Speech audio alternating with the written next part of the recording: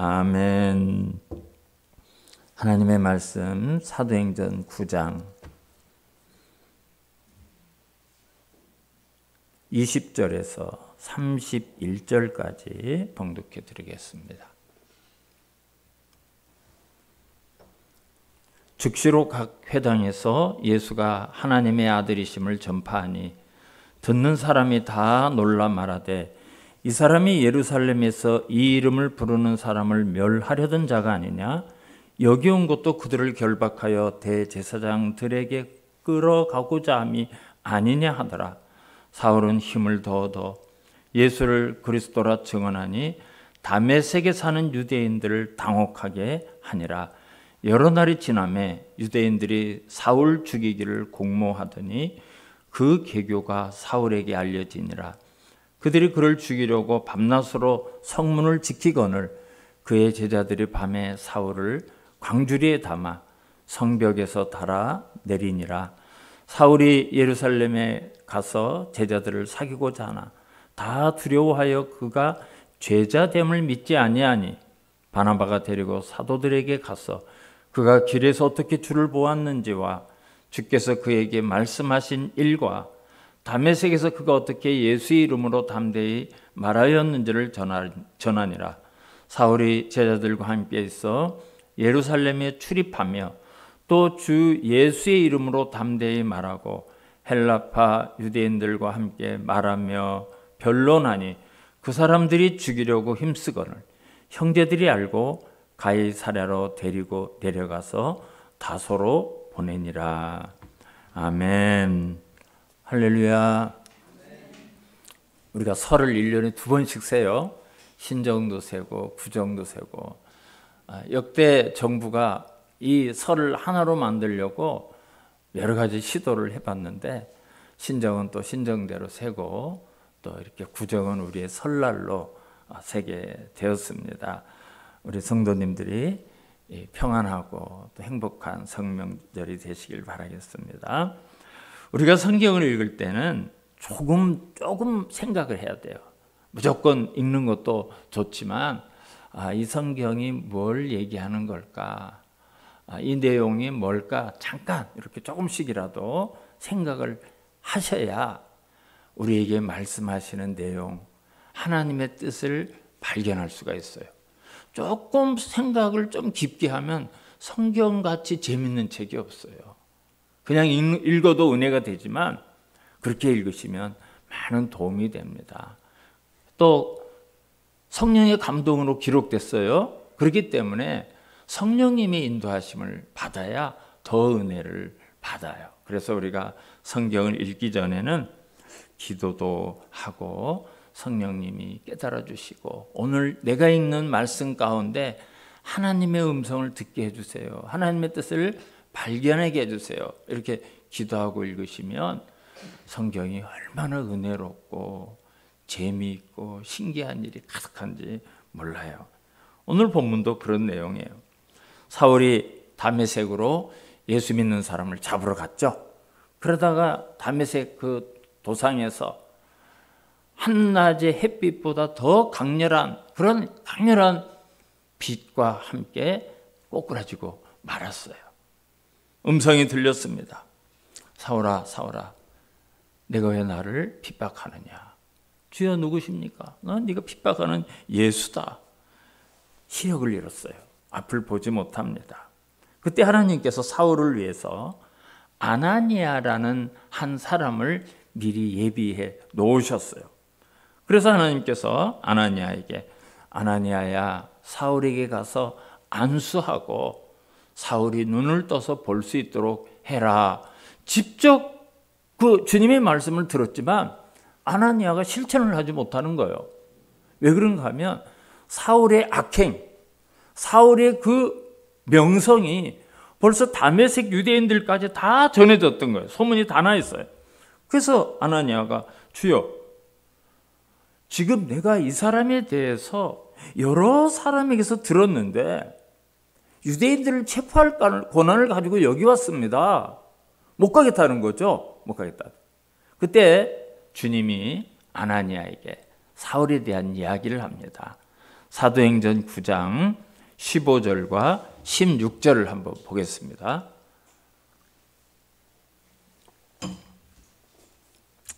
주께서 이르시되 가라, 이 사람은 내 이름을 이방인과 임금들과 이스라엘 자손들에게 전하기 위하여 택한 나의 그릇이라. 내가 그 이름을 위하여 얼마나 고난을 받아야 할 것을 내가 그에게 보이리라 하시니. 두 가지를 말씀하셨어요. 사울은 복음을 위해서 내가 택한 나의 그릇이다. 내가 복음을 위해서 택했다.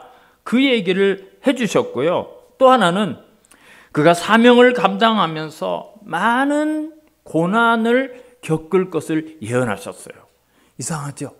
하나님께서 그 귀한 사명을 맡기면서 야, 내가 너를 축복하고 너한테 형통하게 하고 너를 대적할 자가 없게 하고 이렇게 말씀하시는 것이 아니라 사울이 이 복음의 사명을 감당할 때 많은 고난이 올 것을 예언을 하셨어요. 여러분, 우리도 마찬가지예요. 하나님께서 왜 저와 여러분을 부르셨을까요? 복음을 위해서 불렀어요. 다른 거 아니에요. 그냥 예수라는, 그리스도인이라는 그 명칭을 갖고 살라는 것이 아니라 복음 전파를 위해서 우리를 부르고 교회를 세우신 거예요. 그리고 또 하나, 이 신앙의 여정 속에는 신앙을 지키면서 살고 복음을 증거하면서 살기 위해서 우리 역시 고난이 있고 시련이 있고 어려움이 있다는 것을 말씀하시는 거예요. 사울에게 하신 말씀을 나에게도 적용을 해야 돼요. 사울에게 하신 말씀. 그래서 20절을 보면, 이제 오늘 본문 20절을 보면 이렇게 시작하죠. 즉시로 각 회당에서 예수가 하나님의 아들이심을 전파하니 그랬어요. 여러분, 지금 사울이 다메섹에서 예수 믿는 사람을 잡으러 가다가 주님을 만난 지가 무슨 뭐 한 달이 됐습니까? 1년이 됐습니까? 5년이 됐습니까? 10년이 됐습니까? 여러분, 지금 불과 한 일주일밖에 안 됐어요. 일주일밖에. 그런데 예수님을 만나면서 시력을 잃었다가 다시 찾은 지가 한 3일 정도밖에 안 되는데 아직 이 충격에서 회복도 되지 않았는데 오늘 뭐라고 말해요? 즉시로 각 회당에서, 그러니까 회당에 원래 사울이 왔던 목적은 회당에 가서 예수 믿는 사람을 체포하러 가려고 왔어요. 근데 즉시로 뭐라고 얘기하는 겁니까? 여러분, 예수가 하나님의 아들이십니다. 예수가 하나님의 아들이심을 믿는 사람을 잡으러 온 사람이 회당에 들어가서 사람들이 사울이다 이렇게 깜짝 놀랐는데, 여러분, 예수는 하나님의 아들이십니다. 그런 십자가에서 죽으셨고 우리를 위해서 부활하셨고 그 이야기를 하고 있는 거예요. 여러분, 얼마나 사람들이 충격을 받고 놀랐고 신기한 일이 벌어졌습니까? 근데 여기서 우리가 먼저 깨달아야 될 것은 있어요. 놓쳐서는 안 되는 게 있어요. 즉시로, 여러분, 이 모든 사역은 성령께서 하셔요. 지금 사울이 예수를 만나고 지금 쓰러지고 3일 동안 식음을 전폐하고 앞도 보지 못하고 이게 무슨 일인가 막 혼란한 속에서도 하나님은 이 다메섹에 있는 유대인들에게 예수 그리스도가 증거되기를, 이 십자가의 보기를 전파되기를 얼마나 다급하게, 얼마나 하나님의 이 가슴 속에서 이 예수를 알지 못하는 사람들에게 예수를 전하는 게 얼마나 급한지 즉시로 일어나자마자 즉시로 사울을 재촉하고 성령에 이끌려서 복음을 전하는 것을 볼 수가 있습니다. 성경을 읽으면서 하나님의 마음을 볼 수 있어야 돼요. 하나님의 마음이 이래요. 하나님의 마음이. 하나님. 21절, 22절도 한번 볼까요? 21절. 듣는 사람이 다 놀라 말하되 이 사람이 예루살렘에서 이 이름을, 예수의 이름을 부르는 사람을 멸하려던 자가 아니냐? 여기 온 것도 그들을 결박하여 대제사장들에게 끌어가고자 함이 아니냐 하더라.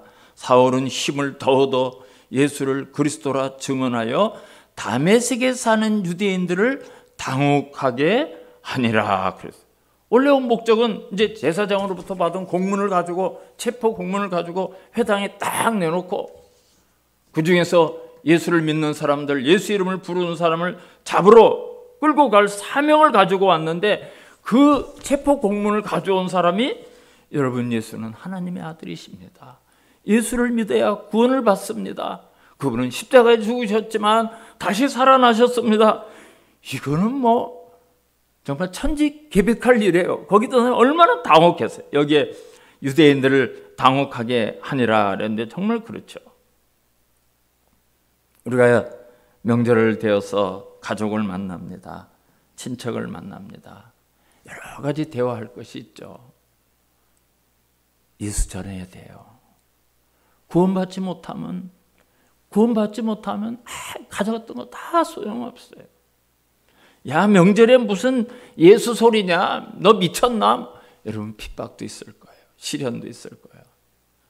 그러나 오래간에 많이 만나는 부모님, 자식들, 형제, 자매들, 친척들에게 예수 그리스도가 유일한 구원이라는 사실을 선포해야 돼요. 믿든지 안 믿든지 성령께서 하실 거고요. 우리는 그 일을 해야 되는 거예요. 하나님의 마음이 어떤가를 보셔야 돼요. 하나님의 마음이. 즉시로 그래요. 즉시로. 그래서 이 복음을 위해서 사울을 불렀고요. 이 복음을 위해서 우리를 불렀기 때문입니다. 그리고 이제 23절을 한번 봐요. 여러 날이 지남에 유대인들이 사울 죽이기를 공모하더니 이랬어요. 여러 날이 지났다. 여러 날이 지냈다라는 이 헬라 말이 가지고 있는 게, 여러 날이 며칠 뒤에라는 말하고 몇 년 또는 몇 달이 지난 거하고 사실은 헬라 말이 달라요. 우리는 그냥 여러 날이 지남에 이랬는데, 이 여러 날이 지남에 이게 이제 헬라 말로 히메라이 히카나이라고 하는데, 이것은 몇 년이 지났다는 거예요. 몇 년. 이제 벌써 세월 시간이 많이 지났어요. 그러니까 25절에 가니까 사울의 제자들이 있죠. 제자들이. 벌써 뭐 하루 이틀 사이에 제자가 막 생깁니까? 몇 년이 지난 거예요.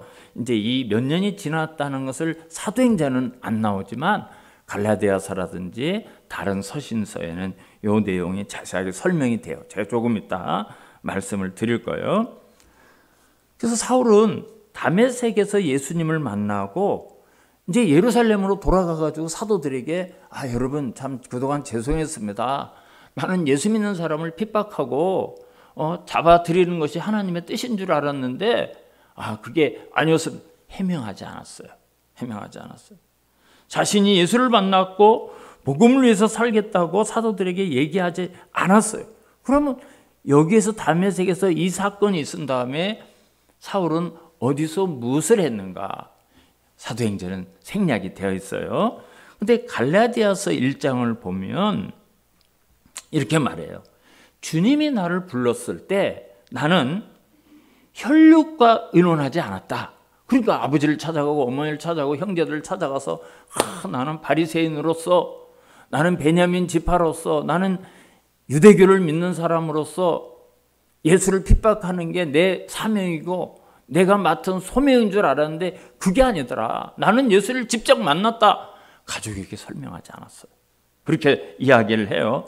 그리고 사도들을 만나러 가지 않았다. 그렇게 갈라디아서 1장에 기록하고 있어요. 제가 갈라디아서 1장 17절, 18절만 읽어드릴게요. 그러면 이제 사도 바울이 어디서 무엇을 했는가 거기에 나와요. 갈라디아서 1장 17절, 18절만 읽어드릴게요. 또 나보다 먼저 사도된 자들을 만나려고 예루살렘으로 가지 아니하고 아라비아 반도, 그 사우디아라비아인데 굉장히 큰 사막이죠. 아라비아로 갔다가 다시 다메섹으로 돌아왔노라. 그 후 3년 만에 내가 게바를 방문하려고 예루살렘에 올라가서, 거기까지만 읽어드릴게요.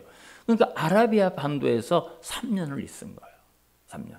여러분 여행한 거 거기는 아무것도 없는데. 광야에서 그러면 뭐 했나? 그 아라비아 광야에서 거기서 뭘 했을까? 3년 기간의 시간을 보냈는데요. 거기서 무엇을 했는가? 갈라디아서 1장 11절과 12절을 보면 갈라디아서 1장에 예수를 만나고 사도 바울이 무엇을 했는가가 나와 있는데 11절, 12절을 제가 한번 읽어드릴게요. 형제들아, 내가 너희에게 알게 하노니 내가 전한 복음은, 사도 바울이 깨닫고 사도 바울이 알고 있는 이 복음은 사람의 뜻을 따라 된 것이 아니니라. 이는 내가 사람에게서 받은 것도 아니요 배운 것도 아니요. 그러니까 베드로를 찾아가고 요한을 찾아가가지고 예수가 어떻게 했습니까? 어떻게 살았습니까? 그걸 배운 게 아니라는 거죠. 오직 예수 그리스도의 계시로 말미암은 것이라. 오직 예수 그리스도의 계시로 말미암은 것이라. 그러니까 아라비아 광야의 어느 동굴에 들어가서 3년 동안을 하나님과 깊은 교제의 시간을 가진 거예요. 사도 바울이 하나님의 말씀하시고 묻고 하나님의 뜻을 깨닫고 그런 시간을 가진 겁니다. 그런데 사도 바울이 전하고 있는 복음은 사도들에게 배운 것이 아니라 아라비아 광야에서 직접 주님으로부터 배우고 거기에서 깨달은 거예요. 사도를 만난 기억도 없어요. 오늘 갈라디아서를 보니까 3년 만에 베드로를 만났다고 그러잖아요. 예수를 만나면서. 그 전에 어디 가서 배운 일도 없는 거예요. 그래서 그 광야에서 뭘 했는가? 12절을 보니까 갈라디아서 1장 이는 내가 사람에게서 받은 것도 아니요 배운 것도 아니요 오직 예수 그리스도의 계시로 말미암은 것이라 그랬어요. 그러니까 사도 바울은 머리끝부터 발끝까지 지금까지 가지고 있던 신앙관, 가치관, 인생관 그 모든 것을 완전히 뒤집고 바꾸는 그런 시간을 광야에서 가지게 된 거죠. 태어나면서부터 부모님으로 배웠던 율법, 평생 붙들고 있었던 잘못된 복음, 성경에 대해서 잘못 해석하고 있었던 자기의 지식, 유대교로부터 율법에 의해 찌들었던 그런 잘못된 그런 모든 것들.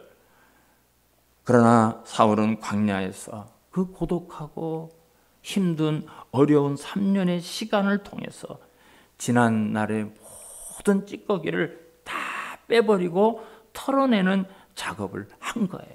오직 주님 한 분만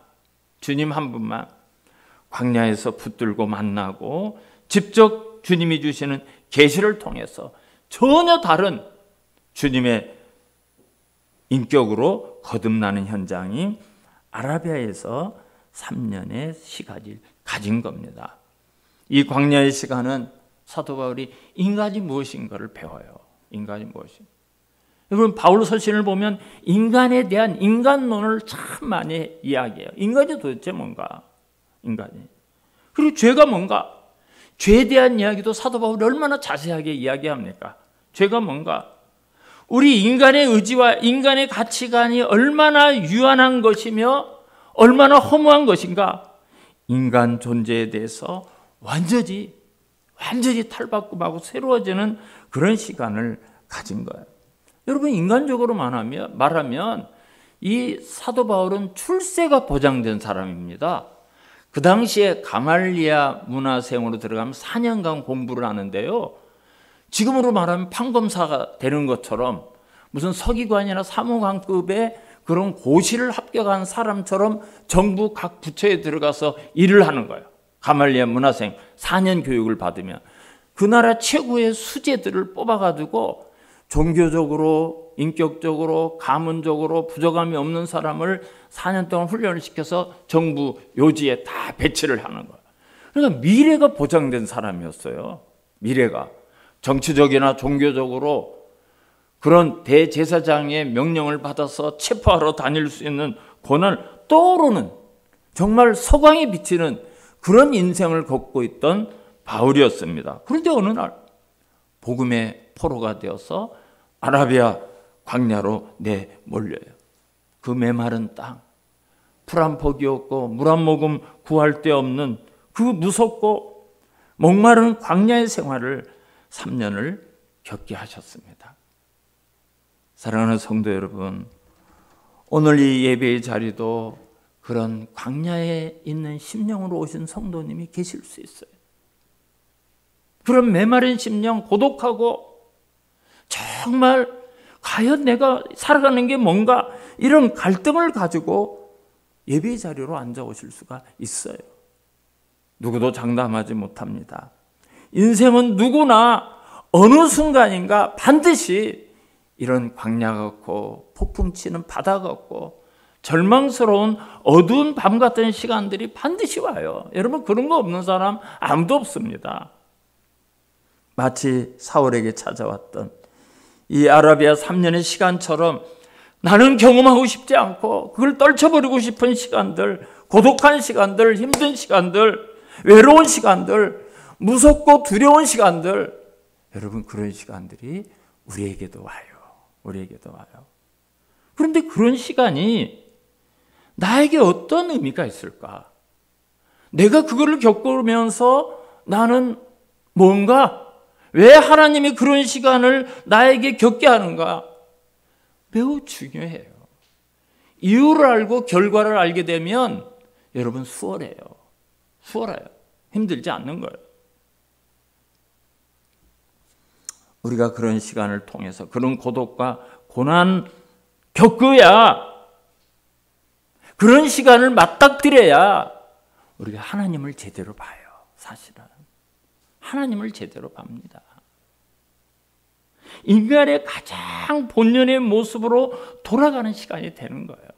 인간의 모든 걸, 이 잡다한 것들을 다 떨쳐보내고 나와 하나님과의 직접 대면한 시간이 그런 시간입니다.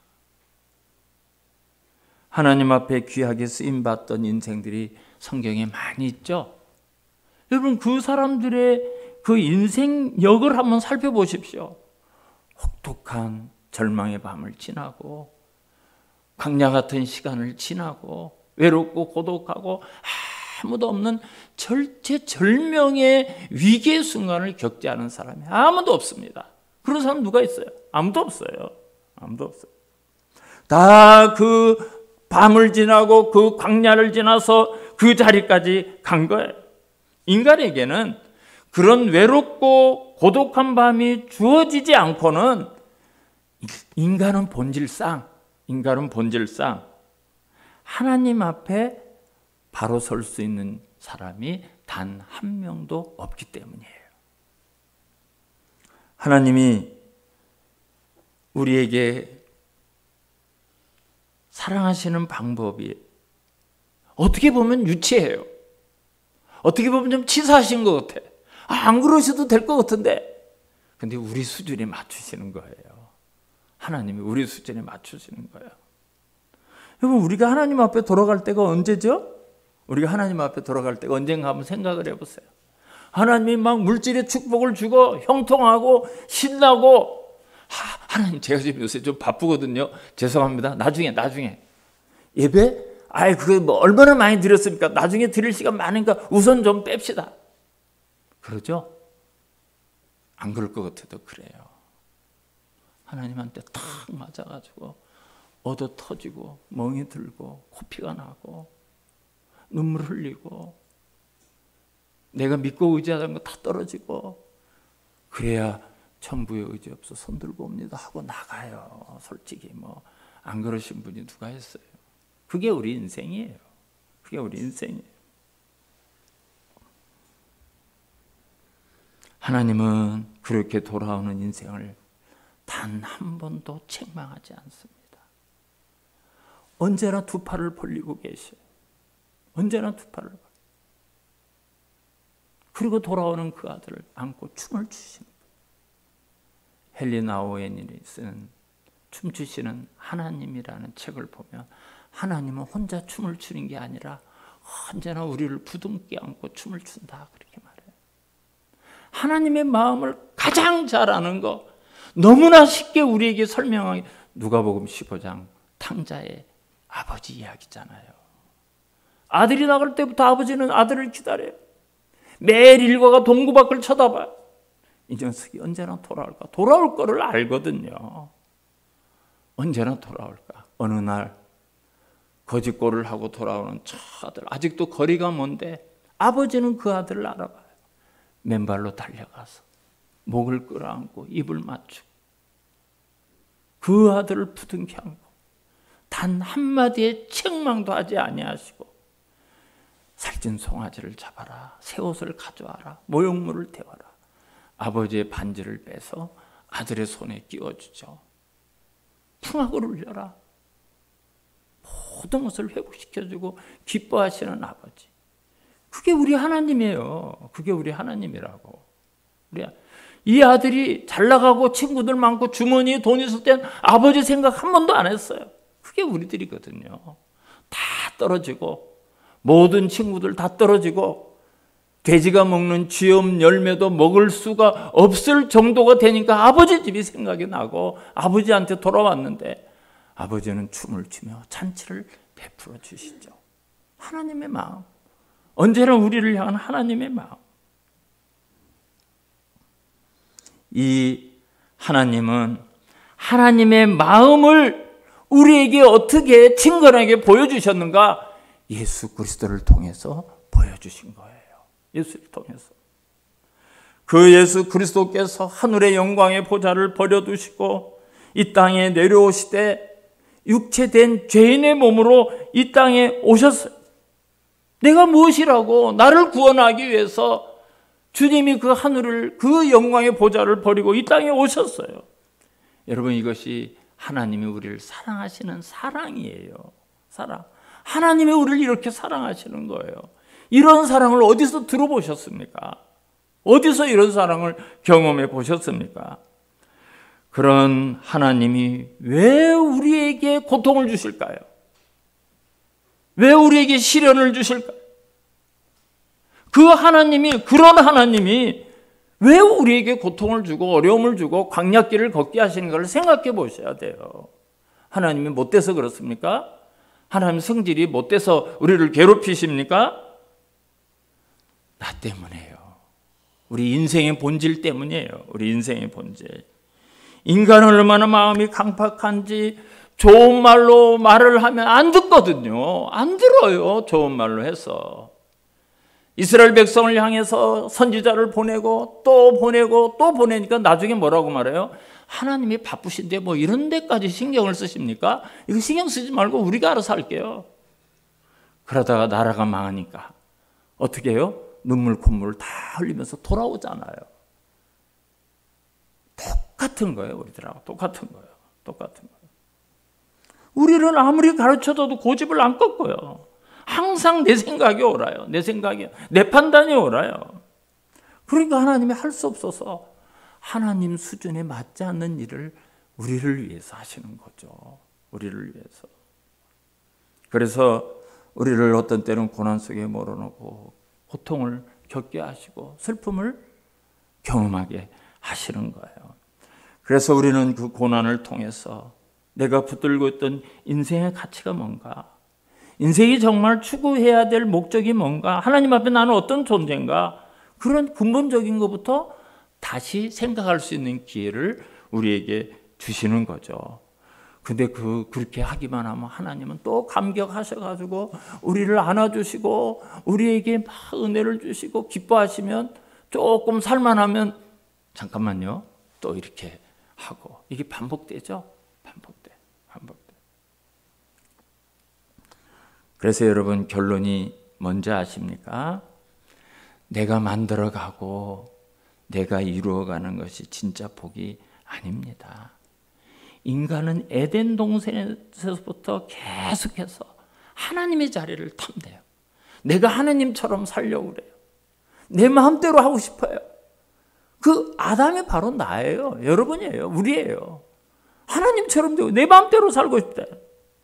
그러니까 말로 해서 안 되니까 하나님은 고통이라는 치사한 방법이 있지만 우리에게 그 고난을 겪게 하셔서 우리가 조금씩 깨닫게 하고 하나님을 만나는 횟수가 많아지면서 하나님을 사랑하게 되고, 그래서 하나님이 우리가 겪게 하시는 고통의 의미가 뭔가 하면 우리가 지적으로, 의지적으로, 감정적으로 우리의 모든 지정의가, 모든 인격이 하나님 앞에 내놓게 하는 거예요. 하나님이 그걸 원하시는 거예요. 이걸 우리가 어떤 고난이나 고통에 가해지지 않으면 절대 우리는 그걸 양보하지 않기 때문에 그래요. 좀 전에 제가 헨리 나우엔의 춤추시는 하나님에 대해서 잠깐 말씀을 드렸는데요. 그 책에 보면 이런 구절이 있습니다. 고독은 하나님과 연합할 수 있는 기회가 된다. 단순히 혼자 있는 시간을 확보하기 위해서가 아니라 하나님과 단둘이 있기 위해서다. 고독이란 곧 나를 사랑하는 자라고 부르는 음성, 나를 다음 장의 모험으로 이끄시는 음성, 하나님이 예수님에게 하신 것처럼 이는 내 사랑하는 아들이요 내 기뻐하는 자라 말씀하시는 음성을 들을 수 있는 자리다 그랬어요. 우리에게 고독을 주신 이유가 거기에요. 하나님이 우리를 만나고 얘야 내가 너 사랑해, 내가 너를 기뻐해, 이 말씀을 하시려고 우리에게 고독한 시간을 주시는 거예요. 그래서 우리를 외롭게 하시는 거예요.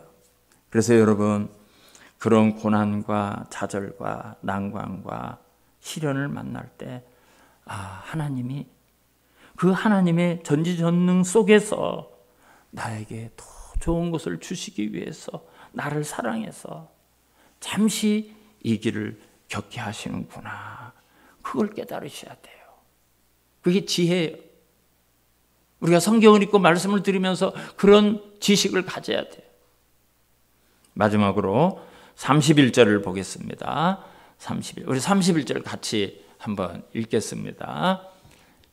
시작. 그리하여 온 유대와 든든히 서가고 주를 경외함과 성령의 위로로 진행하여 수가 더 많아지니라 그랬어요. 여러분 31절의 시작이 그리하여 그랬죠? 그리하여. 뭐가 그랬다는 걸까요? 그리하여 뭐가 그랬을까요? 이제 성경을 읽을 때 그리하여 이게 뭐가 어쨌다는 건가? 앞에 뭘 얘기하는 걸까?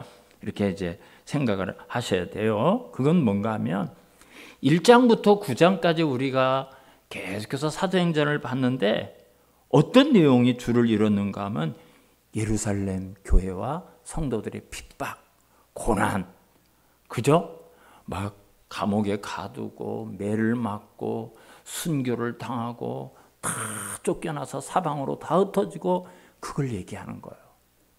예루살렘 교회를 하나님께서 성령 충만한 교회 능력도 주셨는데 얼마나 핍박이 심하고 얼마나 박해가 심했는지 다 흩어졌어. 거기에 사도들 외에는 그 예루살렘에 남아있을 수가 없어. 그런 고난, 그런 환난, 그런 절망, 체포되고 순교를 당하고 지금도 여전히 위협과 고난과 절망과 난간이 몰려왔어요. 근데 오늘 성경은 뭐라고 말해요? 그리하여 그런 핍박과 고난과 환난과 고난이 계속해서 왔는데 어떻게 됐다고 그러죠? 교회가 평안하여 든든히 서갔대요. 정말 역설도 이런 역설이 없죠. 어떻게 말도 안 되는 것 같아. 그리고 수가 더 늘었대요. 사랑하는 성도 여러분, 이게 교회의 신비고 복음의 신비입니다. 인류의 역사 가운데 교회를 없애려는 시도가 수도 없이 있어 왔지만 그럴수록 더 교회가 왕성해요. 우리나라에 복음이 들어왔을 때 얼마나 많은 사람이 순교를 당하고 죽임을 당하고 얼마나 고난을 당했습니까? 확 교회가 막 세상에 세계에서 유례를 찾아볼 수 없을 정도로 교회가, 대한민국 교회가 얼마나 왕성하고 번성했습니까? 그게 교회의 신비예요. 인간이 없앤다고 없어지는 게 아니에요. 주를 경외했다 그랬죠? 주를 경외했다. 그러니까 이 백성들이 그런 환난과 핍박을 당하면서 주님만 바라보고 주님만 두려워했다는 거예요. 유대의 칼날을 두려워하고 그런 대제사장의 체포를 두려워한 것이 아니라 그러면 그럴수록 더 주님을 경외하고 두려워했다는 거예요. 그게 비결이에요. 그게 비결. 우리가 1장부터 9장까지 쭉 내용을 살펴봤어요. 멀쩡한 사도들이 그냥 환자를 고쳐줬다고 그 이유 때문에 체포가 되고 감옥에 갔고 매를 맞고 도망가고 전부 그런 기록밖에 없었어요. 지금까지.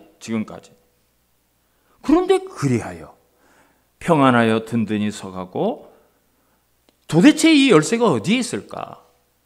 주를 경외함과 성령의 위로로 진행하여. 이 두 가지예요. 주를 경외함과 성령의 위로로 진행하여. 첫째로 주를 경외한다. 이것은 오직 주님만 바라보게 됐다는 거예요. 그러면 그럴수록 더 주님을 쳐다봤다. 아이고 도망가야겠다. 예수 믿다는 큰일 나겠다. 가자. 그게 아니라 그럴수록 주님을 바라봤다는 거예요. 다른 거 다 놓고 주님을.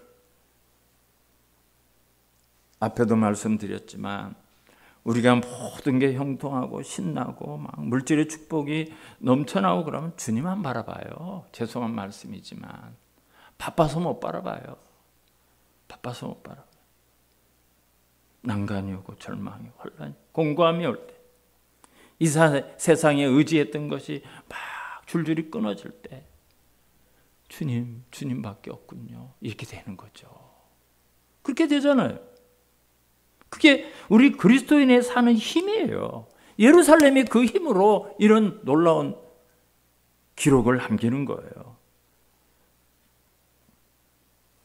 바울은 이것을 겪고 예루살렘 교회가 이것을 겪는 겁니다. 이것이 예루살렘 교회가 더 강력하고 영적인 힘을 받게 된 근거고 원인이었어요. 내가 약할 때 그때가 곧 강함이라. 여러분 바울의 일생을 보세요. 이렇게 복음을 전하는 바울에게 오늘 본문 봐도 사람들이 죽이려고 막 진을 쳐서 창문으로 광주리를 타고 도망가게 만들고 생명의 위협을, 매를 맞는 것도 얼마나 많이 많습니까? 감옥에 투옥된 게 얼마나 많습니까? 그런 나라를 겪어내면서 하나님만 의지하는 거예요. 내가 약할 때 그때가 강하다. 내가 아무것도 없지만 모든 것을 가진 자다. 그렇게 말하지 않습니까? 경험담이에요. 경험담. 그 다음에 성령의 위로로 진행하여. 여기 성령의 위로라는 것은 우리가 생각하는 힘드시죠? 뭐 이런 위로를 얘기하는 게 아니에요. 성령님이 함께 하시더라는 거예요. 그럴 때. 나 혼자 있는 것 같은데 왜 세상에 나 혼자 합니까? 얘야, 내가 너 지금까지 함께 했고 지금도 함께 하고 앞으로도 함께 할 건데 너 왜 그러니? 성령께서 우리에게 그런 마음을 주시는 거예요. 성령께서. 그렇게 실제로 하시는 거예요. 그러면서 우리에게 힘을 주고 우리에게 일할 수 있는 능력을 주고 역사하는 거죠. 그래서 사도 바울이 고린도후서 1장 9절에 가서 이렇게 이야기를 해요. 고린도후서 1장 9절에서 사도에 우리는 우리 자신이 사형 선고를 받은 줄 알았으니 그래요. 바울은 얼마나 막 이 고난이 많았더니 나 사형 선고 받은 사람인가 봐. 하나님이 나 사형 선고 내린 것 같아. 그랬대요.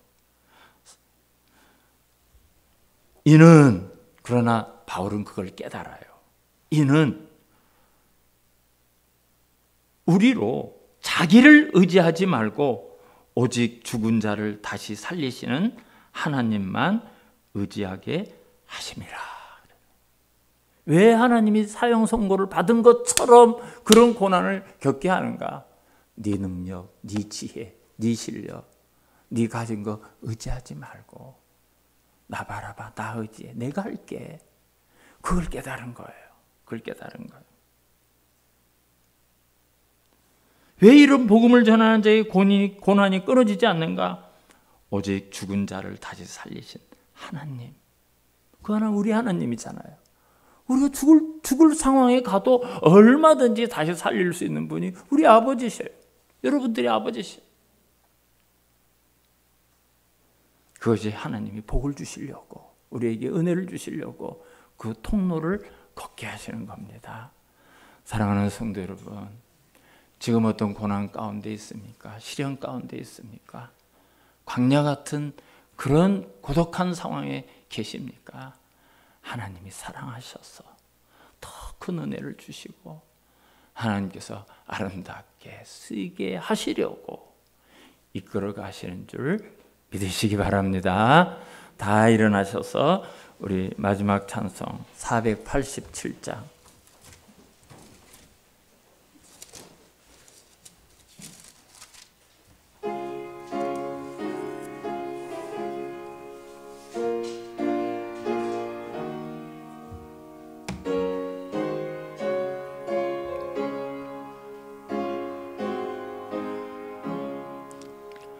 어둠 후에 빛이 오며 바람 분 후에 잔잔하고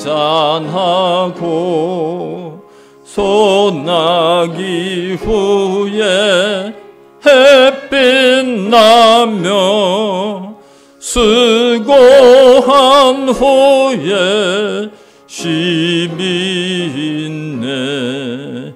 연약함 후에 강건하며 애통한 후에 위로받고 눈물 난 후에 웃음 있고 씨 뿌린 후에 주수하네. 괴로움 후에 평안 있고 슬퍼한 후에 기쁨 있고 멀어진 후에 가까우며 고독함 후에 친구 있네.